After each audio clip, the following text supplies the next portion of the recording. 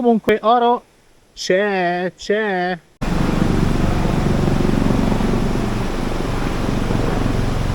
Non siamo ancora dispersi, ma c'è un elicottero che sta girando intorno a noi.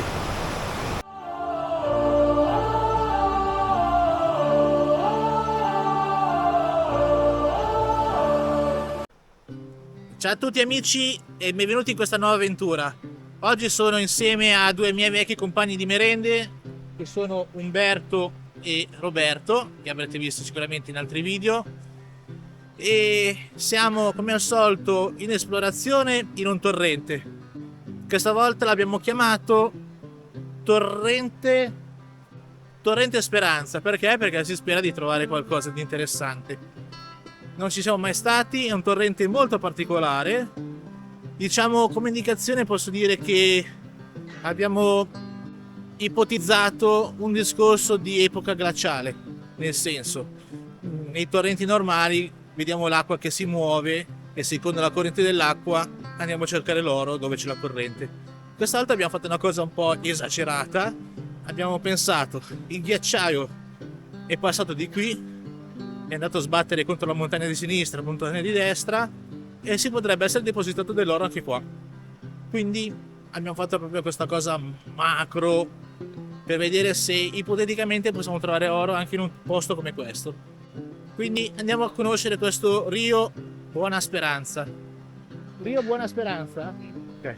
Dobbiamo decidere se andare a crepa o a sedimento. Risaliamo ancora un po'. Come vedete ci sono dei massi erratici, come questo gigante, che si sono incastrati dentro nel fiume, con delle striature molto particolari, come potete vedere. Facciamo assaggi a sedimento o crepa? Vediamo se c'è qualche punto interessante sulla crepa per raggiungibile. Ok. Sedimento, Guarda, là, guarda che bella crepa quella. Sì, vado di là a provare, dai. Noi facciamo qua, noi facciamo il sedimento qua E guarda la verticale della... Interessante. Io andrei a cercare dove c'è l'altezza della pianta, che magari la radice lì ha bloccato un po', trattenuto di più che lì sotto. Quasi da metal. Beh, magari torniamo la prossima volta con un metal se vediamo che c'è qualche traccia. Umberto ha già trovato il souvenir, un bellissimo portachiavi. Questo qua è un ottimo segno. Un quarzo con mineralizzazione. Beh, partiamo bene, dai. Sì. Adesso nel cercare nel torrente abbiamo trovato una peculiarità. Abbiamo trovato questa parete che è molto interessante perché possiamo definirla come se fosse il vecchio letto del fiume, penso in antichità remota. Guardate quanto è compatto. Il vantaggio qual è di scavare lì? Che quello è già un materiale molto vecchio rispetto a magari un materiale come questo qua, che è un sedimento. Qua troviamo un sedimento di migliaia di anni di sterile, mentre qui non c'è quel problema, perché lo sterile di migliaia di anni non c'è. È un materiale veramente antico. Adesso faranno degli assaggi e sono curioso di vedere anche solo il concentrato di cosa salta fuori da quella zona lì rispetto a un sedimento normalissimo come questo. Ah, eccoli qua, gli stivali gialli di Roberto. Dite la verità, vi sono mancati, L'attrezzatura è pronta. Adesso attraverso il torrente e andiamo a vedere quella crepa lì, se riesco a trovare almeno un puntino o qualcosa. Mentre Umberto e Roberto, come avete visto un attimo fa, stanno facendo quella parete con quel materiale molto antico. Allora, la crepa è molto profonda. Adesso sceglierò un punto, magari lì. Vediamo quanto va dentro e vediamo.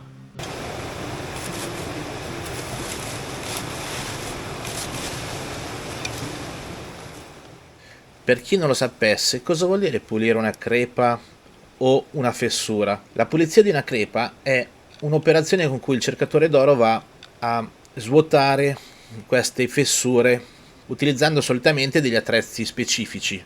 Questi attrezzi devono essere resistenti, fini, perché appunto andiamo in queste fessure che possono essere abbastanza grosse o molto piccole. Il motivo perché si fa è perché l'oro è pesantissimo, diciamo 19 volte più dell'acqua, e quindi queste fessure fanno da trappola naturale. Quando il fiume è in piena trascina tutto con sé, ma quando l'oro incontra una fessura di questo tipo qua è possibile che ci finisca dentro e non riesca più a uscire. La sabbia è leggera, quindi continua a scorrere, mentre i materiali pesanti, appunto come l'oro, rimangono bloccati. Solitamente l'operazione com'è? È rompere quella crosta di fango in superficie che sigilla la crepa, raschiare le pareti della fessura fino a raggiungere il punto più profondo e poi pian pianino raccogliere il sedimento che c'è al suo interno. In poche parole è un lavoro di pazienza che serve a recuperare i tesori che nascondono queste fessure. La crepa è più fonda del previsto. Qua il metal avrebbe dato veramente una grande mano.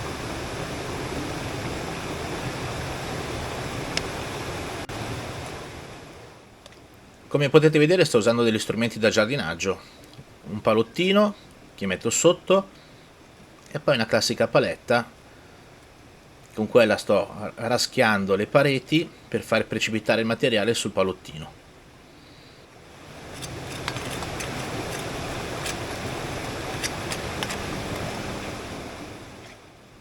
Ora guardate bene cosa succede.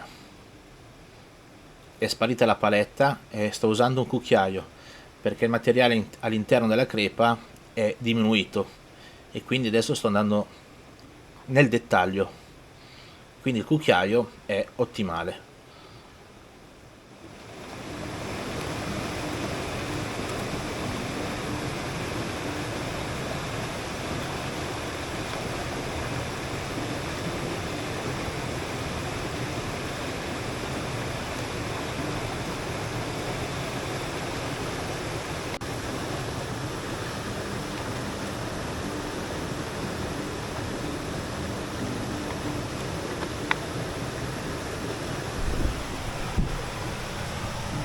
Sono arrivato in fondo alla parete, adesso devo pulirla bene perché l'oro è malleabile e quindi molte volte prende la forma della roccia e si appiccica come se fosse un chewing gum.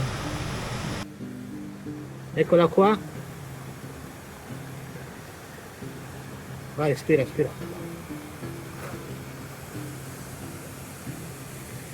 E ora è responsabilità di Roberto nel dirmi che cos'è. Visto che qualche puntino è uscito, cosa faccio adesso? Andrò a secchiellate d'acqua.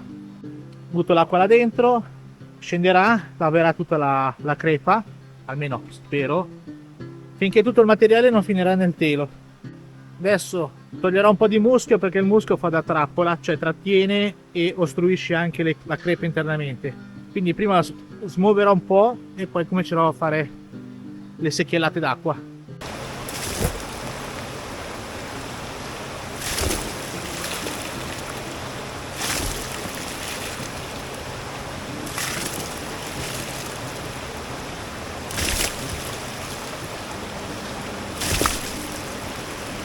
Signori, lo sforzo e l'inventiva hanno ripagato. Questo qua è il concentrato finale. Adesso c'era l'elicottero che mi distraeva, però guardate un po', non c'è neanche bisogno del macro. La vedete? La vedete? No, finalmente ragazzi.